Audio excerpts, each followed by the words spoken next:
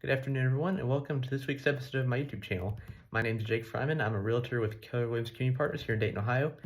And each week I talk a little bit about something going on in the real estate industry, current events, or some helpful tips and advice for either buying or selling. So with that, this week I wanted to talk a little bit about closing costs and go into a little bit about what those are. So often you'll hear your lenders or people in the industry talking about your down payment, right? Like how much should you save for a down payment, ways to save for a down payment. But something that kind of gets overlooked in the real estate process is closing costs. That's another cost associated with buying a home. So yeah, you definitely want to save up, 5 or 20% of the home value, have that cash on hand as a down payment on the house, of course. But something else that's not really talked about is the closing costs that go along with the house as well. Closing costs can be like 3 to 5% of the total purchase price. A lot of closing costs are things such as lending fees. That's a big one. The fees that your lender charges for processing your loan and getting that set up. There's also some title fees. Title companies will get will transfer the possession of the house from the seller to the buyer. So the paperwork involved with the county, the state, that sort of stuff, their processing fees, all that.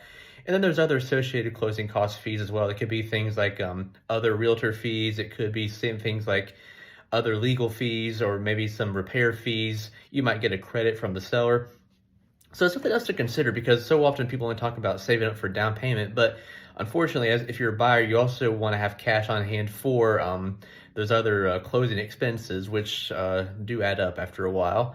Now, there's some strategies to go around that. Of course, if you don't have the money on hand, you can always ask the seller for closing cost assistance. That's a strategy that I have employed several times. Sometimes it'll come straight out of the final sales proceeds. Or another trick that I like to use is if I think it'll appraise for this value, I will have my buyer offer more than what the asking price is, but attach closing cost assistance for that dollar amount then on the final sales price. And so that way the seller is still making the same money that they would, and then my buyer is wrapping up their closing cost assistance into the final loan. It adds a few dollars to their mortgage, but they're financing their closing cost assistance then, and then they're using that money, and then they're saving money that they don't have in their bank account, and they're adding a little bit to their monthly mortgage each month. But it's worth it because the seller's not having to pay those closing costs, and the buyer doesn't have to worry about where they're going to get that money. So there's strategies around it, but it's definitely something to think about. Talk to your lender about it as you're preparing to go through the initial stages of buying a home, talk about closing costs, and talk to your realtor about closing cost assistance, and just look at some different ways that you might be able to find some money here or there, and some different strategies that are available to you so that you can be prepared for that when it's time to buy a house and make an offer. I hope this was helpful. Keep this in mind. I'll see you next week. Take care.